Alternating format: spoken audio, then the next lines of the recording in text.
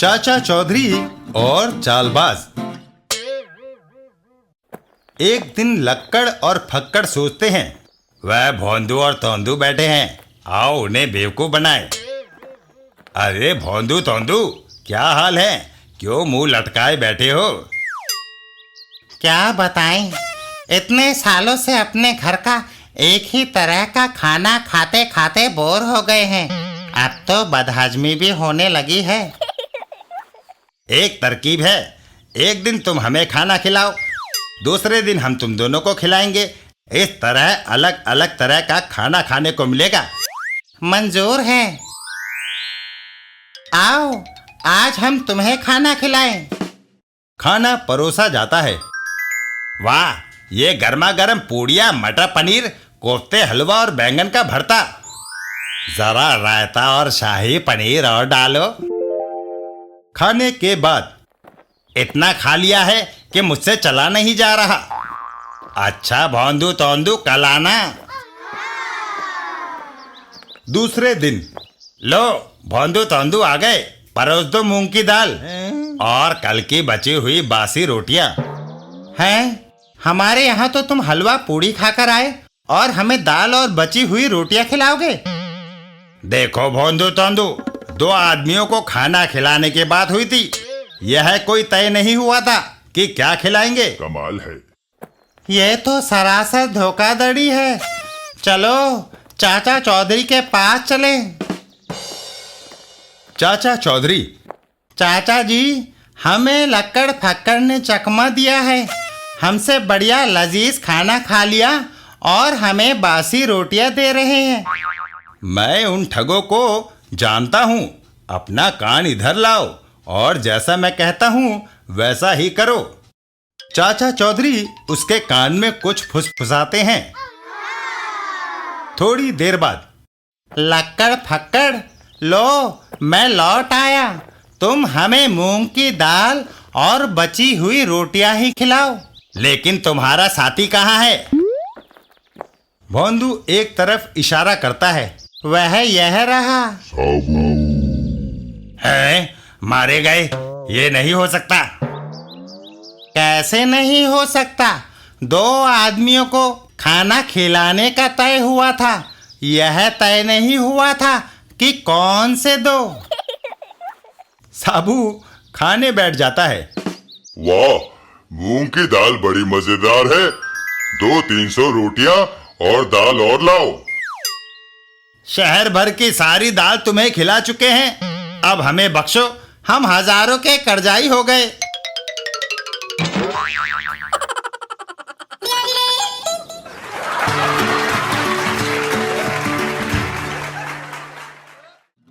चाचा चौधरी और लेटर बम।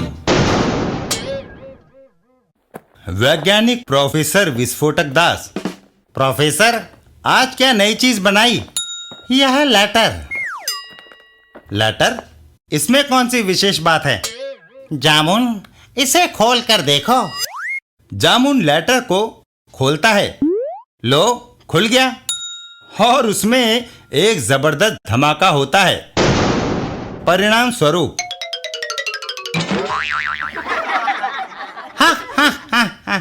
पता चल गई इसकी विशेषता। यह एक लेटर बम था। ऐसा ही एक लेटर बम मैंने चाचा चौधरी के लिए बनाया है। इसे खोलते ही वह जमीन चाटता नजर आएगा। कमाल है। प्रोफेसर की पत्नी धमाका देवी। आप भूल गए, आज मेरी माँ का जन्मदिन है। आप उसे बधाई संदेश नहीं भेजेंगे? ओह, मैं तो भूल ही गया था। लो, अभी बधाई संदेश लिखता हूँ। तभी फोन की घंटी बजती है। हेलो। और प्रोफेसर विस्फोटक दास घर से बाहर चल देता है। मुझे जल्दी एक मीटिंग में जाना है। दाएं लेटर पर चाचा चौधरी और बाएं पर अपनी माँ का पता लिखकर लेटर बॉक्स में डाल देना। उसकी पत्नी वैसा ही करती है। पते लिख लूं?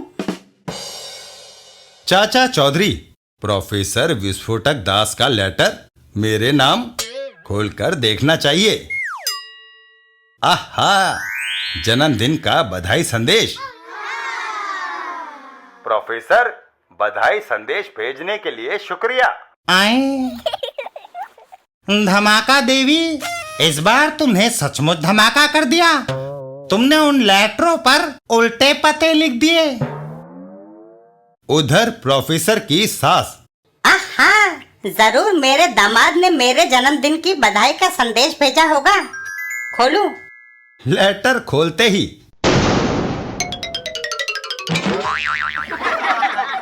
मैडम, कहाँ चल दी? अपने दामाद की खबर लेने। हैं?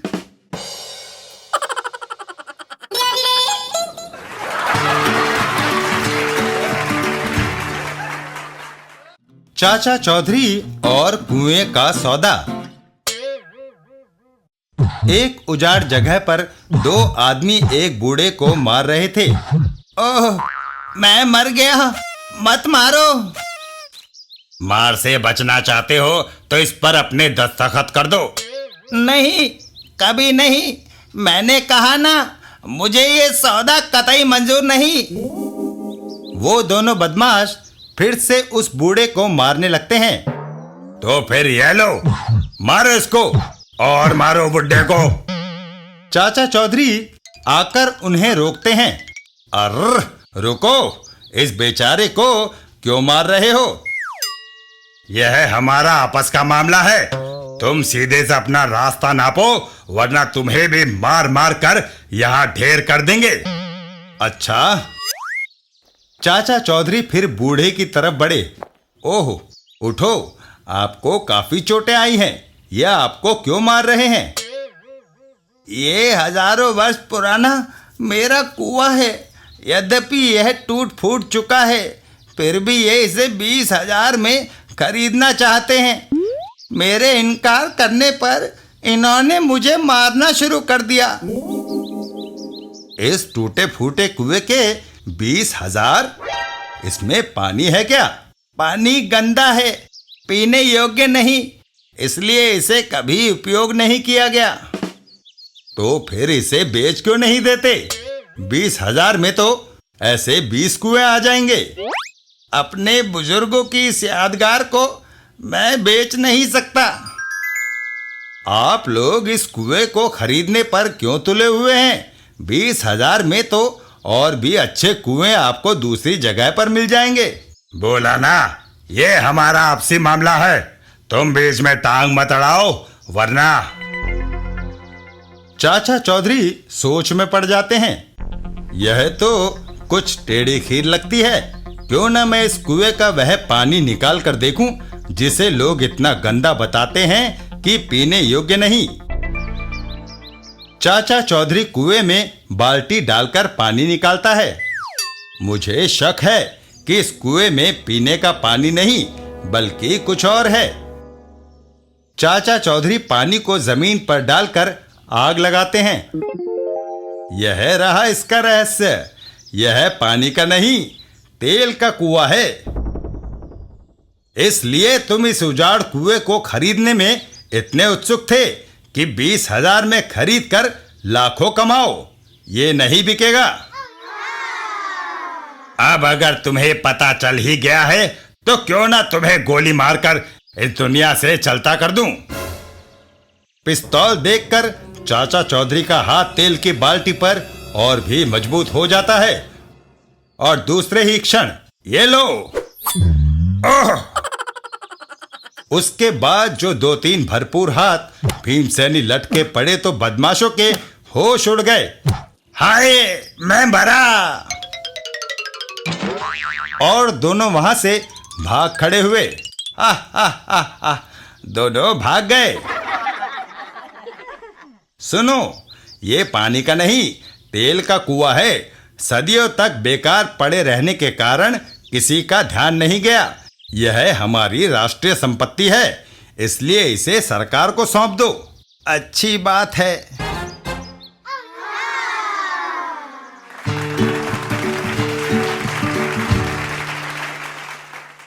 चाचा चौधरी और जेब कतरा। एक दिन चाचा चौधरी के घर पर, कहिए थानेदार साहब, सवेरे सवेरे कैसे तकलीफ की? चौधरी, मैं तुम्हारे पास एक जरूरी काम से आया हूँ। कुछ दिनों से मेरे इलाके में एक बड़ा होशियार जेब कतरा सक्रिय है। पहले एक कप चाय, फिर आगे का हाल सुनेंगे। और दोनों चाय पीते पीते बात करने लगते हैं। हाँ, तो मैं कह रहा था, वह चालाक जेब कतरा सैकड़ों लोगों की जेब पर हाथ साफ कर चुका है। वह इतना सिद्धहस्त है कि लोगों की जेबें इतनी सफाई से साफ करता है कि किसी को पता ही नहीं चलता। उधर से सुपरिटेंडेंट साहब ने ऑर्डर भेजे हैं कि यदि उस जेब कतरे को एक सप्ताह में ना पकड़ा गया तो वह मुझे नौकरी से निकाल देंगे। अच्छा, फिर क्या हुआ? 5 दिन तक तो मैं उसे पकड़ने के लिए चारों तरफ घूमा, पर वह हाथ ना आया। 6ठे दिन जब मैं उसे पकड़ने निकला तो पता है क्या हुआ? हंसोगे सुनकर, उसने मेरी भी जेब साफ कर दी थी। अब सिर्फ एक ही दिन रह गया है, मेरी नौकरी का सवाल है।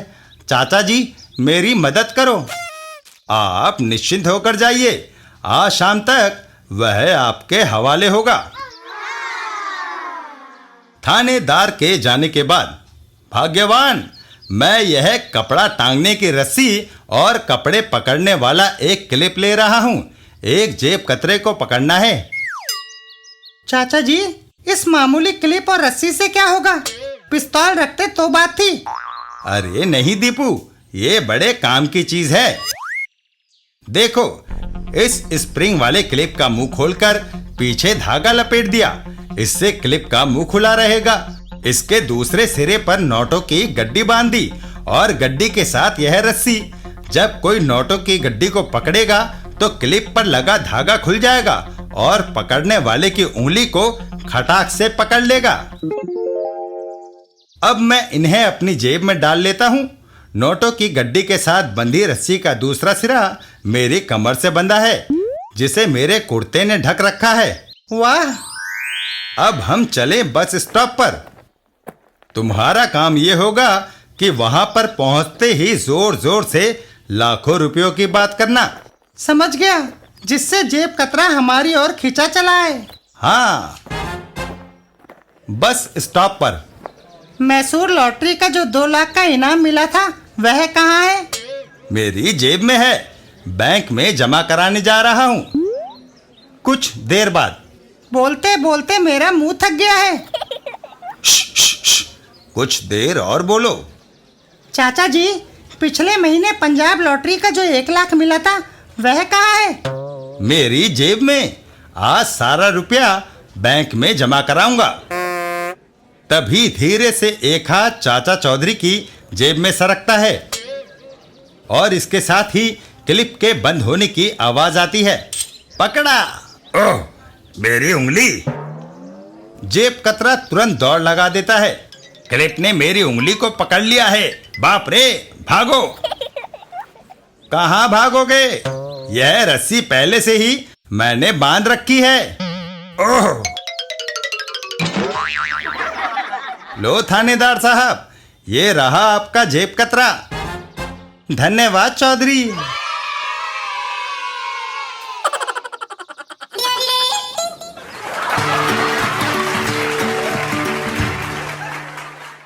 चाचा चौधरी और छेदीलाल की दौड़।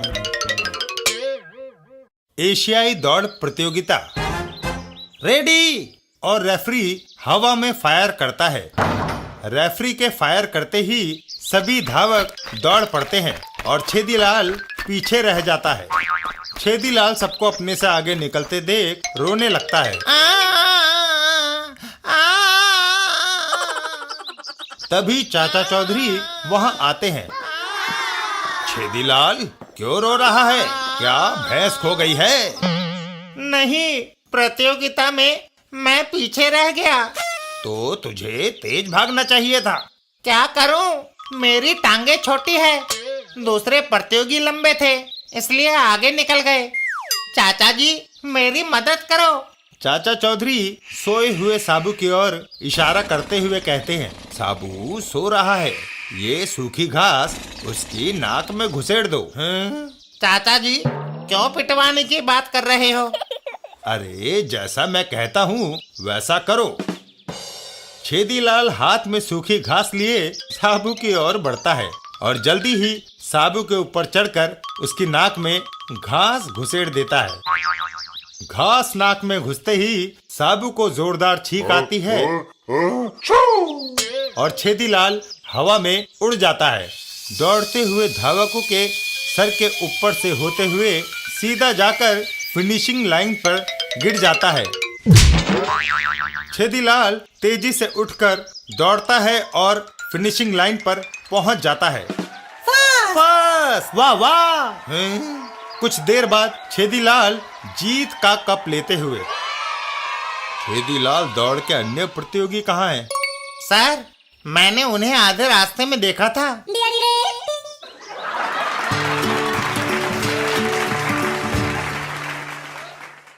चाचा चौधरी और हलाकू। एक दिन शहर के एक कोने में हलाकू, इतनी लंबी तलवार। ये दुनिया की सबसे लंबी ही नहीं बल्कि सबसे तेज धार वाली तलवार भी है। यह हर चीज को काट सकती है, पत्थर को भी। देखो, हलाकू की तलवार इस मकान को खरबूजे की तरह काटती चली गई। लेकिन क्या ये चाचा चौधरी का सिर भी कलम कर सकती है? मजाक मत करो धमाका सिंह। अगर वह सिर लोहे या पत्थर का भी बना है तो भी इस तलवार के सामने चुनौती नहीं। और दोनों वहां से चल देते हैं। बस चाचा चौधरी को इस तलवार के वार की सीमा के अंदर होना चाहिए। तो आओ मेरे साथ। चाचा चौधरी और साबू। साबू, तुम्हारी चाची को रेत चाहिए थी, तुम जाकर वह ले आओ। मैं बाजार से अखबार खरीद कर पहुंचता हूँ। ठीक है चाचा जी। इधर धमाका सिंह। चाचा चौधरी आ रहा है, मैं उसे बातों में लगाता हूँ, तुम पीछे से वार कर देना।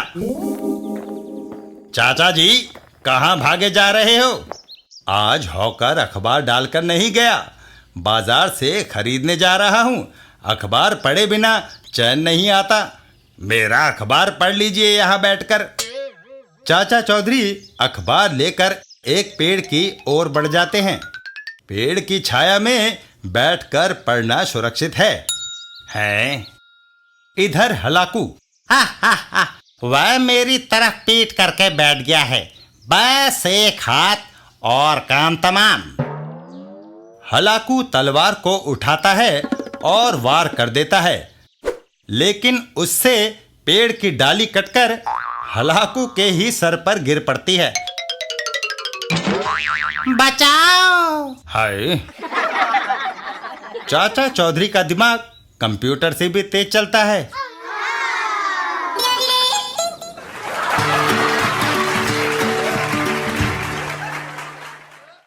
चाचा चौधरी और साइंसदान बखीज। साइंसदान बखीज। जमट, मैंने जल्दी पैसा कमाने का एक रास्ता खोज निकाला है। कैसे बखीज? मैंने यह मशीन इजाद की है। जब कोई राहगीर सड़क पर आता है तो इसके एरियल में आवाज होती है। मैं एकदम बटन दबा दूंगा और बाहर धुआं निकलेगा, जिससे राहगीर बेहोश हो जाएगा। बखीज, आवाज हो रही है। मैं बटन दबाता हूं। बाहर सड़क पर ये सारा पैसा बैंक में जमा कराना है। तभी बिल्डिंग से धुआं निकलता है और उस आदमी को घेर लेता है। ओह, वो आदमी बेहोश होकर जमीन पर गिर पड़ता है। वह बेहोश हो गया। ये तरकीब बड़ी अच्छी है। कुछ देर बाद मेरा बैग कहाँ गया? जाकर पुलिस को रिपोर्ट करनी चाहिए। इधर मकान के अंदर। बखीज, लो, नोटों से भरा हुआ बैग। वाह, 2-4 को और लूट लें, फिर हम शहर छोड़कर कहीं गायब हो जाएंगे। तभी कोई और आ रहा है। बाहर सड़क पर। चाचा जी, आप बहुत पीछे रह गए। साबू, नया जूता काट रहा है, इसलिए जल्दी चल नहीं पा रहा। तभी बिल्डिंग में से गहरा धुआं निकलकर साबू को घेर लेता है।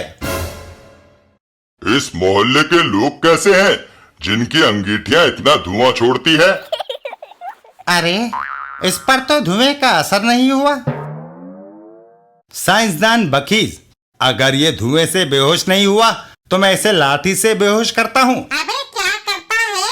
वह लाठी का वार साबू के सिर पर कर देता है। हाय, ये तो गया काम से। साबू उसे मुट्ठी में जकड़ लेता है। कहो तुम्हारे साथ क्या सलूक किया जाए? इधर वो आदमी और पुलिस इंस्पेक्टर, बताओ वारदात कहाँ पर हुई? इंस्पेक्टर साहब, ज्यादा दूर जाने की जरूरत नहीं, ये रहा मुजरिम। आए!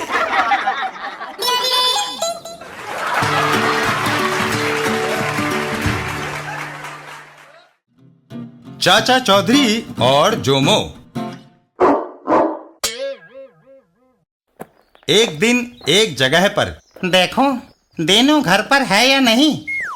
तभी अंदर से एक डरावना कुत्ता निकलकर उस पर भौंकने लगता है। आए, मगनू, डर गए? ये जोमो हर किसी को डराता है। गनीमत समझो मैंने जोमो को पकड़ा हुआ था, नहीं तो यह तुम्हें खदेड़ता हुआ शहर के बाहर छोड़ाता। जब कोई जोमो से डरकर भागता है तो वह दृश्य देखने लायक होता है। अब देखूं इधर कौन आ रहा है। तभी उसे चाचा चौधरी आते हुए दिखाई देते हैं। आहा, चाचा चौधरी, जोमो तैयार हो जा, तेरे लिए एक और शिकार। जल्दी से छुप जाओ, उसके करीब आते ही उस पर टूट पड़ना। वाह, उस दृश्य को देखने में कितना लुत्फ आएगा। कमाल है। चाचा चौधरी के पास आते ही जोमो उनकी ओर झपटता है। शाबाश जोमो। पर जोमो दुम दबाकर वापस अंदर आ जाता है। अरे जोमो, तू दुम दबाकर लौट आया? आओ मेरे साथ, हम दोनों चाचा चौधरी को इस शहर से बाहर खदेड़ कर आते हैं, बड़ा मजा आएगा। अबे बच गए। घर से बाहर निकलते ही हाय, दीनू वापस अपने घर के अंदर की ओर दौड़ लगाता है। बाप रे!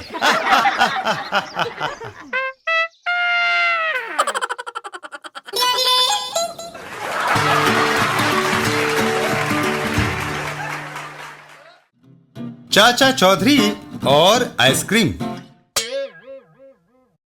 एक दिन धमाका सिंह और ढपोर। ढपोर, आज तो आइसक्रीम खाने को जी चाह रहा है। धमाके, जेब में पैसा नहीं और सपने देख रहे हो आइसक्रीम के। अरे धमाका कोई चीज खरीद कर नहीं खाता। इतना कहकर धमाका सिंह वहां से चल देता है। मैं चीजें दूसरों से हत्या कर खाता हूँ, देखना, मैं चला आइसक्रीम खाने। थोड़ी दूरी पर, साबू लो, मैं फैक्ट्री से तुम्हारे लिए स्पेशल आइसक्रीम का कप लाया हूँ।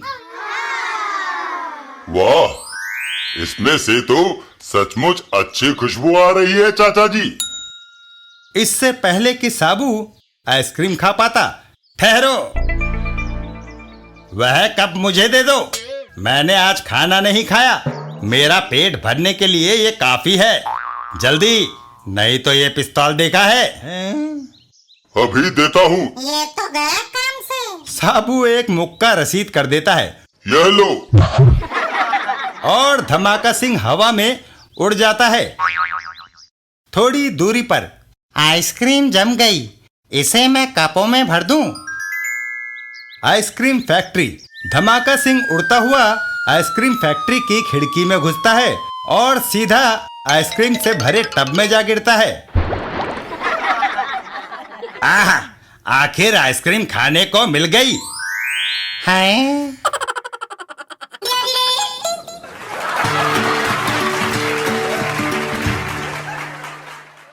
चाचा चौधरी और खुजली का पाउडर।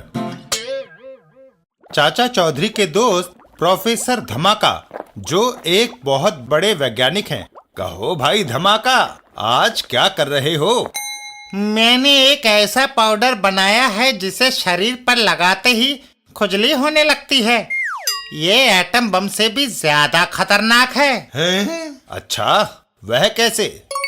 यदि हवाई जहाज से एटम बम फेंकने की जगह इसे दुश्मनों की फौज पर छिड़क दिया जाए तो वो तब तक खुजलाती रहेगी जब तक हार न मान ले।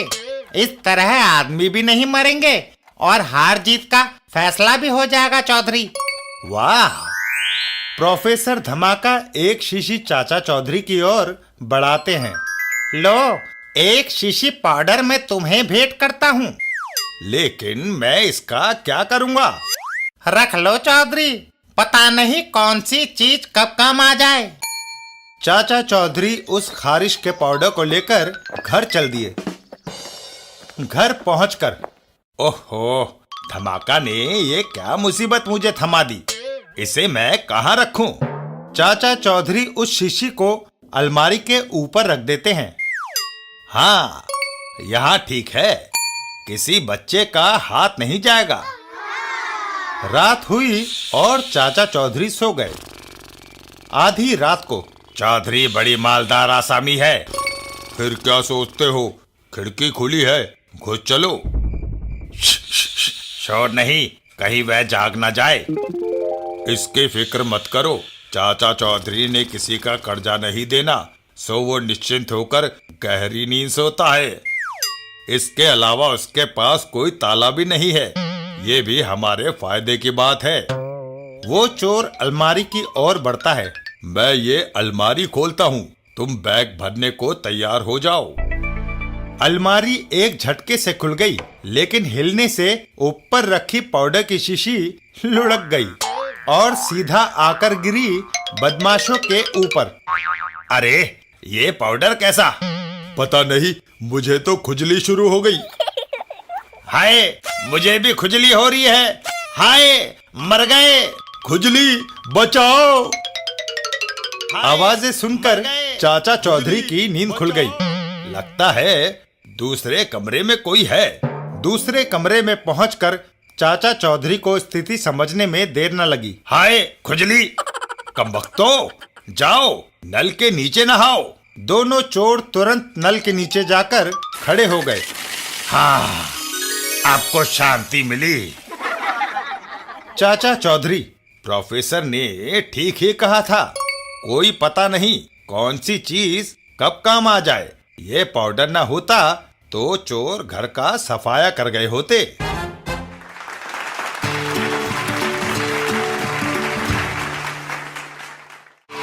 चाचा चौधरी और मगनलाल का रुपया।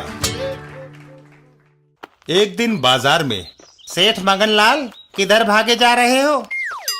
इस बार धंधा खूब चमका और कुछ पैसे इकट्ठे हो गए। इससे पहले कि कोई चोर उचक्का ले उड़े, इन्हें बैंक में जमा कराने जा रहा हूँ। इधर दीवार के पीछे खड़ा एक चोर उनकी बातें सुन रहा होता है। हा हा हा हा, सेठ, अब ये पैसे मेरे खाते में जाएंगे। सेठ के सामने आते ही वो बदमाश सेठ पर बंदूक तान देता है। ये बैग मेरे हवाले कर दो सेठ। बैग उसके हवाले करके सेठ वहां से दौड़ लगा देता है। जान प्यारी है तो भाग जाओ और पीछे मुड़कर ना देखना। सेठ मगनलाल चाचा चौधरी के पास पहुंचता है। चाचा जी, मैं लुट गया। क्या हुआ? मैं अपनी सारी कमाई इकट्ठी करके बैंक में जमा करवाने जा रहा था कि बाजार में एक बदमाश ने लूट लिया। फिक्र मत करो सेठ, तुम्हारा बैग तुम्हें आधे घंटे में यही मिल जाएगा। चाचा चौधरी टिंगू मास्टर को साथ लेकर चल पड़ते हैं। आओ टिंगू मास्टर, आज कोई भला काम करें। थोड़ी देर बाद बाजार में। चाचा जी, आपकी गठरी में से नोट गिरते जा रहे हैं। अरे भाई, बैंक में जमा करवाने जा रहा हूँ। इन्हें समेटने बैठ गया तो बैंक बंद हो जाएगा। 2-4 हजार गिरते हैं तो गिर जाएं। वो चोर भी उस बात को सुन लेता है। जो 2-4 हजार नोटों के गिरने की परवाह नहीं कर रहा, उसकी गठरी में ना जाने कितने रुपए होंगे। ये भारी बैग उठाकर दौड़ने में दिक्कत होगी, इसलिए इसे यहीं छोड़ना बेहतर है। वो चोर सेठ मगनलाल का बैग वहीं सड़क पर फेंक देता है और वो तेजी से चाचा चौधरी के पास पहुंचकर उन पर बंदूक तान देता है। रुको, ये गठरी मेरे हवाले कर दो। चाचा चौधरी से वो गठरी हथियाकर वो वहां से 9-2-11 हो जाता है। काफी भारी है, लगता है इसमें लाखों रुपए भरे हुए हैं। आधे रास्ते में गठरी खोलने पर ये क्या? ऊपर नोट और नीचे रद्दी कागज। नोट भी नकली। वो बदमाश घबराया हुआ सा वापस उसी जगह की ओर दौड़ लगाता है। वापस जाकर अपना बैग देखना चाहिए। और वहां पहुंचकर उसके होश फाख्ता हो जाते हैं। बैग भी गायब। इधर चाचा चौधरी और टिंगू मास्टर वापस लौटते हैं। लीजिए सेठ जी, ये रहा आपका बैग। धन्यवाद टिंगू मास्टर।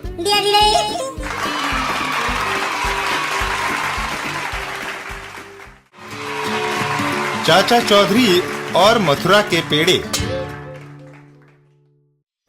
एक दिन चाचा चौधरी एक ड्रम लुढ़काते हुए कहीं जा रहे थे। तभी साबू उनसे बोला, चाचा जी, ये ड्रम मैं पहुंचाऊं? नहीं साबू, मैं खुद ही इसे लुढ़का कर ले जाऊंगा। चाचा चौधरी ड्रम को लुढ़काते हुए आगे बढ़ने लगे। रास्ते में खोटे, हाँ लोटे, देखो चाचा चौधरी ड्रम ला रहा है। ये पेट्रोल का ड्रम है, क्यों ना हम इस पेट्रोल में आग लगा दें। उससे क्या फायदा लोटे? बस चाचा चौधरी को छकाने में मजा आता है। लोटे फटाफट एक प्लान बनाता है। खोटे, तू चाचा चौधरी को पेड़े दे, वो जब इन्हें खाने में व्यस्त होगा मैं ड्रम में आग लगा दूंगा। फिर देखना पेट्रोल कैसे धू धू कर जलता है। वाह! खोटे चाचा चौधरी के पास पहुंचता है। चाचा जी, ड्रम ढकेलते ढकेलते आप थक गए होंगे, थोड़ा आराम कर लीजिए। खोटे मिठाई का डिब्बा चाचा चौधरी की ओर बढ़ाता है। आपको भूख लगाई होगी, लीजिए पेड़े खाइए। खोटे एक पेड़ की ओर इशारा करता है। जल्दी क्या है, उस पेड़ की छांव में बैठकर आराम से खाइए। चाचा चौधरी और खोटे पेड़ की ओर चल देते हैं। पेड़ की ठंडी छांव के नीचे। वाह खोटे, सचमुच पेड़े बहुत अच्छे हैं, असली मथुरा के हैं। इधर लोटे ड्रम का ढक्कन खोलता है। यही मौका है, ये ड्रम का ढक्कन खोला और वो एक तीली जलाकर ड्रम के अंदर डाल देता है। और ये गई दिया सलाई ड्रम के अंदर। तीली अंदर जाते ही ड्रम एक धमाके से फट पड़ता है और लोटे के होश फाख्ता हो जाते हैं। चाचा चौधरी मुस्कुराते हुए उसकी ओर आते हैं। अरे, उस ड्रम में बारूद भरा था, जिसे मैं विस्फोट करने के लिए किसी वीरान जगह पर ले जा रहा था। लोटे, चूंकि तुमने मेरा काम कर दिया, इसलिए लो पेड़ा खाओ। हाय मेरे मथुरा के पेड़े।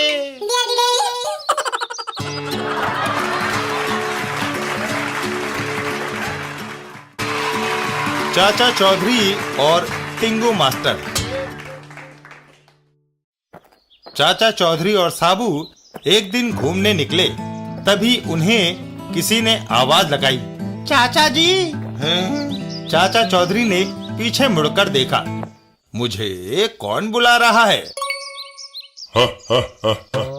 चाचा जी, आपको कोई नहीं बुला रहा, ये तो आपका भ्रम है। तभी एक हाथ ने चाचा चौधरी का कुर्ता पकड़ लिया। मैंने आवाज दी थी मगर आप सुन ही नहीं रहे। चाचा चौधरी ने मुड़कर देखा तो एक नाटा सा आदमी दिखाई दिया। आपकी तारीफ? मेरा नाम टिंगू मास्टर है। 40 वर्ष का होकर भी मेरा कद नहीं बढ़ा। डॉक्टरों का कहना है हार्मोन ठीक तरह से काम नहीं कर रहे, इसलिए मैं नाटा रह गया हूँ। लोग मेरे कद को देखकर खिल्ली उड़ाते हैं। निराश होकर आपके पास आया हूँ, मुझे शागिर्द बना लीजिए। चाचा चौधरी साबू की ओर इशारा करते हुए कहते हैं, टिंगू मास्टर हमसे पहले ही इतना बड़ा साबू नहीं संभलता, और शागिर्द बनाकर क्या करेंगे? चाचा जी निराश मत करिए, मेरा इस दुनिया में कोई नहीं। अच्छा, तो हमारे पीछे पीछे चलो, हम तुम्हारी परीक्षा लेंगे कि तुम्हें अपना शागिर्द बनाया जाए या नहीं। और चाचा जी टिंगू मास्टर को अपने साथ लेकर चल पड़ते हैं। थोड़ी दूर जाने पर चाचा चौधरी देखता है कि एक जगह लोगों की भीड़ जमा है। तुम सब परेशान क्यों खड़े हो? एक आदमी एक कारखाने की ओर इशारा करते हुए उन्हें सारा हाल बताता है। कारखाने में एक डाकू ने पिस्तौल दिखाकर मालिक को कैद कर रखा है। वह 1 लाख रुपया मांग रहा है, वरना गोली मारने की धमकी देता है। ये सुनकर साबू को गुस्सा आ जाता है। मैं अभी जाकर उस डाकू को मच्छर की तरह मसल देता हूँ। पर चाचा चौधरी उसे रोकते हैं। नहीं साबू, कारखाने के खिड़की दरवाजे सभी बंद हैं। तुम्हारे अंदर जाने का कोई रास्ता नहीं। दरवाजे को तोड़ें तो डाकू मालिक को गोली मार देगा। चाचा चौधरी टिंगू मास्टर की तरफ मुड़ते हैं। टिंगू मास्टर, अब तेरी परीक्षा की घड़ी आ गई है। ले मेरा भीमसेनी लठ, ये तेरी मदद करेगा। चाचा चौधरी दीवार में से निकले हुए एक पाइप की ओर इशारा करते हैं। कारखाने के अंदर जाने का एक ही रास्ता है, वह पाइप। तू आसानी से घुस जाएगा। जा, मालिक को बचा। बहुत अच्छा। टिंगू मास्टर पाइप के अंदर सरकता है। शाबाश, हिम्मत से काम लेना। कारखाने के अंदर। अब मैं और इंतजार नहीं कर सकता। तुम्हारे आदमियों ने 5 मिनट में यदि मुझे 1 लाख ना दिए तो मैं तुम्हें गोली मार। पर वो बदमाश अपनी बात पूरी ना कर सका कि तभी हाय, भीमसेनी लठ का एक जोरदार वार उसके सर पर हुआ और उस बदमाश की पिस्तौल जमीन पर गिर पड़ी। टिंगू मास्टर भागकर पिस्तौल उठाता है और उस बदमाश पर तान देता है। खबरदार, आगे बढ़े तो गोली मार दूंगा। सेठ जी, दरवाजा खोलो और बाहर जाओ। चाचा चौधरी और सभी लोग बाहर से अंदर आ जाते हैं और उस बदमाश को धर दबोचते हैं। चलो थाने।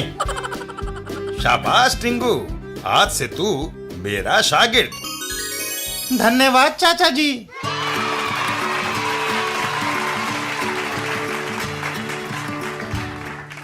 चाचा चौधरी और गोबर सिंह की चाल। डाकुओं का सरदार गोबर सिंह एक दिन कहता है, रुल्दो, मैंने चाचा चौधरी को खत्म करने की सोच ली है। सरदार, सोचा तो आपने कई बार पहले भी है, लेकिन जितनी बार आपने चाचा चौधरी से टक्कर ली है उतनी बार आप हाथ पैर तुड़वा कर वापस आ गए हैं। इस बार ऐसा नहीं होगा, मैंने बड़ी अच्छी योजना बनाई है। गोबर सिंह एक पहाड़ी की ओर इशारा करता है। पहाड़ के ऊपर वो पत्थर रखा है। मैं चाचा चौधरी को फुसलाकर यहाँ लाता हूँ। जब वो मेरी बातों में लगा हो तुम ऊपर से वो पत्थर धकेल देना, वो दबकर मर जाएगा। अपनी योजना बताकर गोबर सिंह चाचा चौधरी के घर की तरफ चल देता है। अच्छा, मैं चला चाचा चौधरी को लेने। अरे सरदार, ये पिस्तौल और गोलियां, इनको देखकर वो यहाँ थोड़ा ही आएगा। गोबर सिंह ठिठक कर रुक जाता है। अरे ये तो मैं भूल ही गया, इनको तुम यही रखो। रुल्दू के हाथ में बंदूक और गोलियां थमाकर वापस गोबर सिंह चाचा चौधरी के घर की ओर चल देता है। अच्छा, तुम पहाड़ पर पहुंचो, मैं अभी आया। चाचा चौधरी के घर पर। चाचा जी, मैंने डकैतियां, लूटमार और कत्ल इत्यादि छोड़कर एक शरीफ आदमी बनने का इरादा कर लिया है। गोबर सिंह, मुझे ये जानकर बड़ी खुशी हुई कि तुम एक नेक आदमी की जिंदगी जीना चाहते हो। गोबर सिंह चाचा चौधरी को अपने साथ लेकर चल देता है। चाचा जी, मैं आपको अपना गुरु मानता हूँ। चलिए अरावली पर्वत के नीचे चलकर मुझे गुरु मंत्र दीजिए। पर्वत के नीचे? हाँ चाचा जी, यहाँ मुझे गुरु मंत्र दीजिए। तभी ऊपर से रुल्दू पत्थर को धकेल देता है। यही मौका है, जाओ। पत्थर नीचे की ओर लुढ़क जाता है। नीचे चाचा चौधरी और गोबर सिंह। गोबर सिंह, एक सेकंड ठहरो, मैं गुरु मंत्र के साथ तुम्हें ये फूल भी देना चाहता हूँ। इतना कहकर चाचा चौधरी वहीं लगे हुए एक फूल की ओर बढ़ जाते हैं। इधर वो पत्थर लुढ़कता हुआ सीधा गोबर सिंह के ऊपर आकर गिरता है। हाय, मर गया, बचाओ। अरे सरदार, तुम?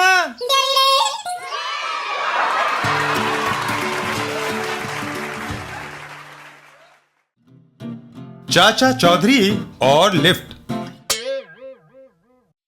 एक दिन चाचा चौधरी और साबू। चाचा जी, ये दुनिया आखिर है क्या?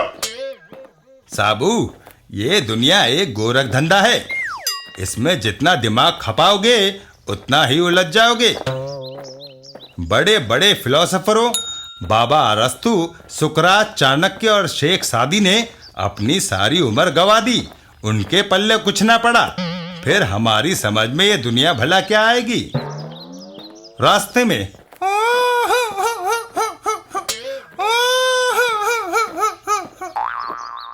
क्यों भाई छटंकी दास, किसी की मौत हो गई है क्या? नहीं। तो फिर रो क्यों रहे हो? मैंने इस इमारत की छत पर पहुंचना है और लिफ्ट खराब है। तो सीढ़ियों से चले जाओ। मैं दिल का मरीज हूँ, डॉक्टर ने सीढ़ियाँ चढ़ने से मना किया है। आए, सोच में पड़ गए चाचा जी। हमने तो सुना था कि तुम्हारा दिमाग कंप्यूटर से भी तेज चलता है। अब अकल कहाँ घास चरने चली गई? चाचा चौधरी एक लकड़ी का फट्टा उठा कर लाते हैं। एक मिनट ठहरो, तुम इस तख्ते के दूसरे सिरे पर बैठ जाओ। अरे, मुझे ऊपर पहुंचना है, बच्चों का खेल नहीं खेलना। तुम बैठो तो सही। छटंकी दास एक तरफ बैठ जाता है। लो, बैठ गया। साबू, जरा इस तरफ तख्ते पर एक पैर मार देना। साबू तख्ते पर पैर मारता है और छटंकी दास हवा में उड़ता हुआ बिल्डिंग के टॉप फ्लोर पर पहुंच जाता है। धन्यवाद।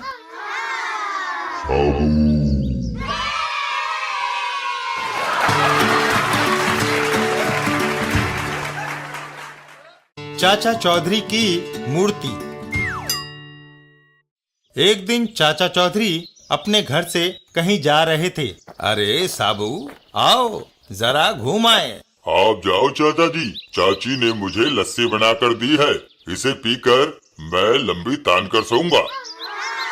ये सुनकर चाचा चौधरी अकेले ही आगे चल देते हैं। चलो, मैं अकेला ही जाता हूँ। कुछ दूर जाने पर, अरे भाई मूर्तिकार शॉर्टपुट, उदास क्यों बैठे हो? चाचा जी, शहर की जनता ने मुझे आपकी संगमरमर की मूर्ति तराशने को दी थी, जिसे मैं पूरा नहीं कर सका। शाम को जब शहर के मेयर साहब इस मूर्ति को हार पहनाने आएंगे तो मैं क्या जवाब दूंगा? ये सुनकर चाचा चौधरी शॉर्टपुट को सांत्वना देते हैं। फिक्र ना करो शॉर्टपुट, मूर्ति की जगह मैं खुद खड़ा हो जाता हूँ। मुझ पर सफेद रंग पोत दो। ठीक है। और मूर्तिकार शॉर्टपुट चाचा चौधरी के ऊपर सफेद रंग पोतना शुरू कर देता है। थोड़ी देर के बाद, शॉर्टपुट, अब तुम निश्चिंत होकर घर जाओ। मेयर साहब मुझे ही मूर्ति समझकर मेरे गले में हार पहना जाएंगे। वहीं से कुछ दूरी पर हापुड़ झापड़ दो बदमाश, झापड़ ये मेयर का बेटा है, इसे उठाकर ले जाते हैं। इसे छोड़ने के बदले में काफी पैसे मिलेंगे। और वो दोनों बदमाश मेयर के बेटे को दबोच लेते हैं। ओह, बचाओ! दोनों बदमाश भागते हुए, हापुड़ काफी थक गए हैं, थोड़ी देर यहाँ पर आराम कर लें। और दोनों बदमाश चाचा चौधरी की मूर्ति के नीचे आराम करने के लिए बैठ जाते हैं। तभी चाचा चौधरी की मूर्ति में हरकत होती है और एक बदमाश के सर पर जोरदार भीमसेनी लठ का वार पड़ता है। दोनों चाचा चौधरी की मूर्ति को हिलता डुलता देख वहां से डर के मारे भाग जाते हैं। भूत, भागो! शाम को जब मेयर साहब चाचा चौधरी की मूर्ति को हार पहनाने आते हैं तो, मेयर साहब अपने बेटे को संभालिए। हैं? पापा जी, अगर मेरा बेटा ना बोलता तो मैं भी आपको भूत समझकर भागने लगा था चाचा जी। हैं?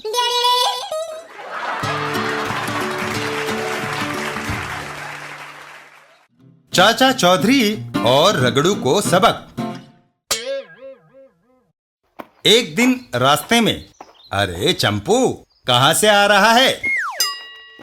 चाचा जी, मैं बाजार से गेंद खरीद कर लाया हूँ, घर जाकर इस गेंद से खेलूंगा।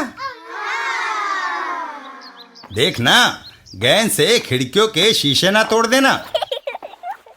चंपू रास्ते में जा रहा होता है कि तभी, इस छोकरे की गेंद बढ़िया है, क्यों ना इससे छीन लूं। वह बदमाश चंपू की गेंद छीन लेता है। ए, छोड़ इसे, अब यह मेरे खेलने के काम आएगी। अरे चंपू, रो क्यों रहा है? रगड़ू ने मेरी गेंद छीन ली, पहले भी वह मेरी कई गेंदें छीन चुका है। चंपू फिक्र ना कर, मैं तेरी गेंद वापस दिलवा दूंगा। चाचा चौधरी अपने पास रखे बॉक्स को खोलते हैं। लो, इसे लेकर उसी रास्ते से जाओ जिधर से पहले गए थे। रास्ते में, अरे वो छोकरा इस बार पहले से भी बड़ी गेंद लाया है। ए, इधर ला इसे, असल में यह है मेरे साइज की गेंद। चंपू रोता हुआ वापस चल देता है। चाचा जी! अब मैं इस बड़ी गेंद से खेलूंगा। तभी उसके हाथ से गेंद छूटकर जमीन पर गिर जाती है और उसमें से गाढ़ा धुआं निकलकर रगड़ू को घेर लेता है। चाचा चौधरी और चंपू, चंपू दरअसल मैंने जो तुम्हें दिया था वह गेंद नहीं, अश्रु गैस का गोला था। उसे सबक मिल गया है, अब वह किसी की गेंद नहीं छीनेगा। चाचा चौधरी!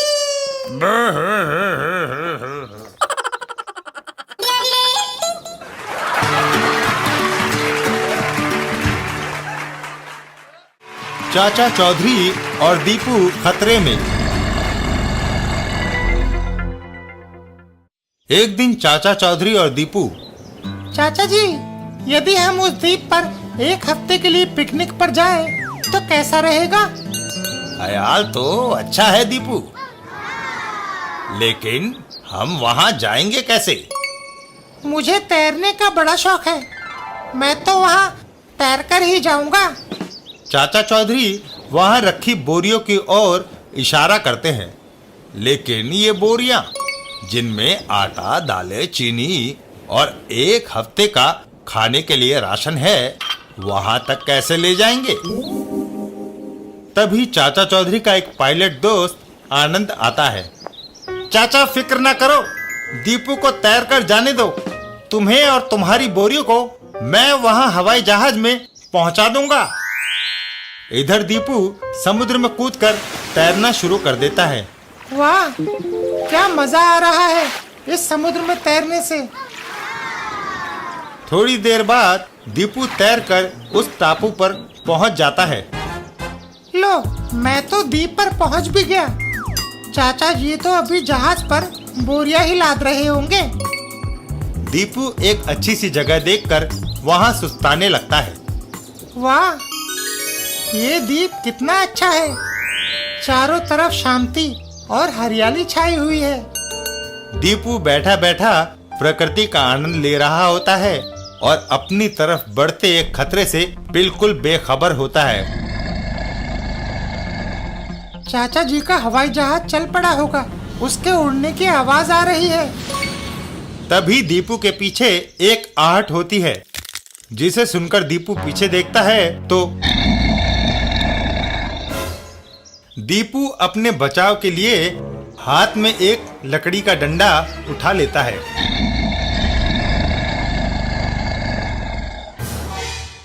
तभी चाचा चौधरी का हवाई जहाज द्वीप के ऊपर से गुजरता है।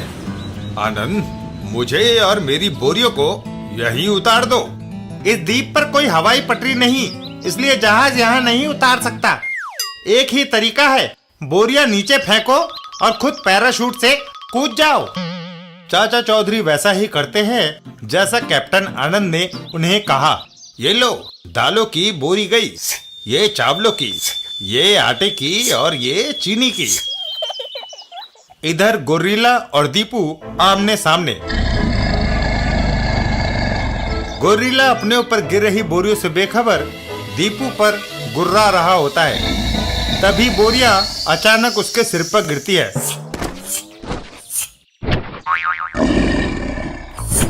और वो गोरिल्ला बोरियों के नीचे दब जाता है। इधर चाचा चौधरी पैराशूट से नीचे कूदता है।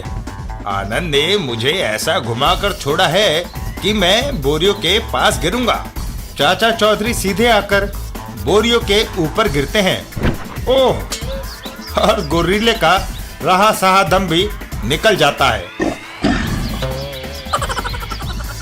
चाचा चौधरी और दीपू, आपने मौके पर मेरी जान बचा ली चाचा जी। देखना दीपू, कल के अखबार में खबर आएगी कि चाचा चौधरी ने निहत्थे ही एक खूंखार गोरिल्ला मार गिराया। हैं?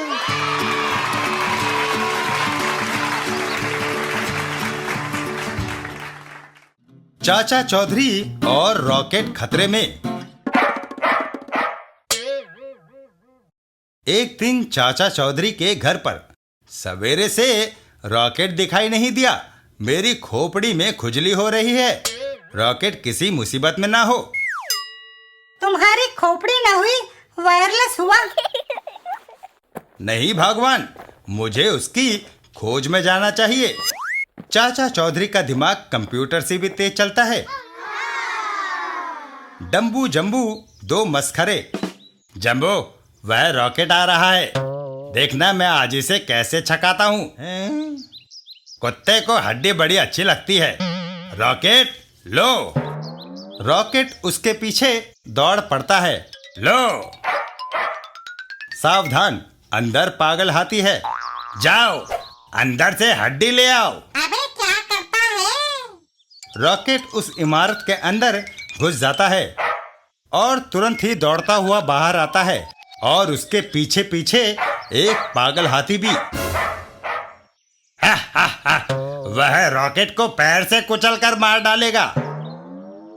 उधर से साबू गुजरा। ओह, रॉकेट खतरे में है। साबू ने दौड़कर पागल हाथी के पैरों को रोक लिया और फिर उसे सर से ऊपर उठाकर हवा में उछाल दिया। साबू। हाथी सीधा जाकर डम्बू जम्बू के ऊपर गिर पड़ा। ओह, मर गए। इधर चाचा चौधरी और साबू। शाबाश साबू, तुमने रॉकेट को बचा लिया।